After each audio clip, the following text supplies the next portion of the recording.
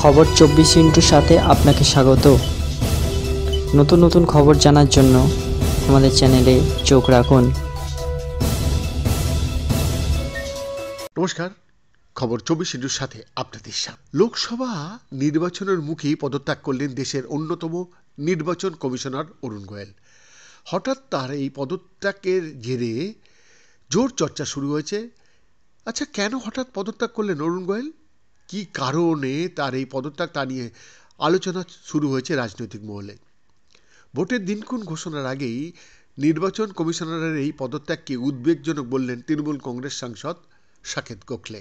শনিবার রাতে এক্স হ্যান্ডেলে তিনি লিখেছেন, হঠাৎ করেই পদত্যাগ করলেন নির্বাচন কমিশনার অরুণ গোয়েল।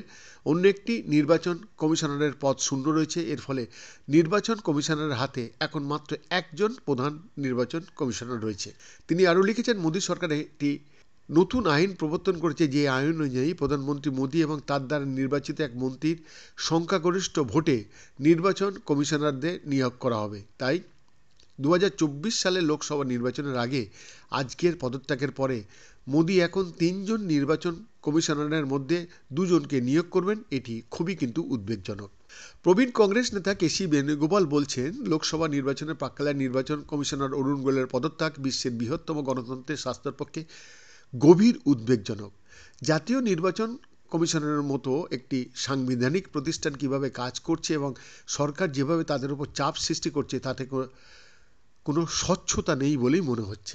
রাষ্ট্রপতি দ্রৌপদী মুর্মুর কাছে তার ইস্তফাপত্র পাঠান অরুণ গোয়েল। শনিবার এক বিজ্ঞপ্তি দিয়ে জানানো হয়, তার ইস্তফাপত্র অরুণ গোয়েলের গ্রহণ করা হয়েছে রাষ্ট্রপতির তরফ থেকে।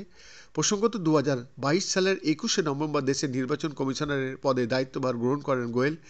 1985 সালের ব্যাচের অরুণ গোয়েলের সাথে কেন্দ্রীয় মন্ত্রকের সচিব পদে আসীন ছিলেন তিনি। কেন্দ্রীয় ভারী শিল্প বিষয়ক মন্ত্রকের সচিব ছিলেন তিনি। এদিকে যখন লোকসভা ভোটের প্রস্তুতি নিয়ে তোড়জোড় শুরু হয়েছে জোর কদমে রাজনৈতিক দলের তরফ থেকে এবং নির্বাচন কমিশনের তরফ থেকে নির্বাচন ভালোভাবে করার জন্য, তখনই জাতীয় নির্বাচন কমিশনের এই পদত্যাগে নানা জল্পনা তৈরি করছে। তার এই পদত্যাগের পর বর্তমানে কমিশনে মাত্র একজন নির্বাচন কমিশন রয়েছেন। মুখ্য নির্বাচন কমিশনার রাজীব কুমার দায়িত্বে কিন্তু থাকলেন। বৈদ্যনাথ দাসের রিপোর্ট, খবর 24/7।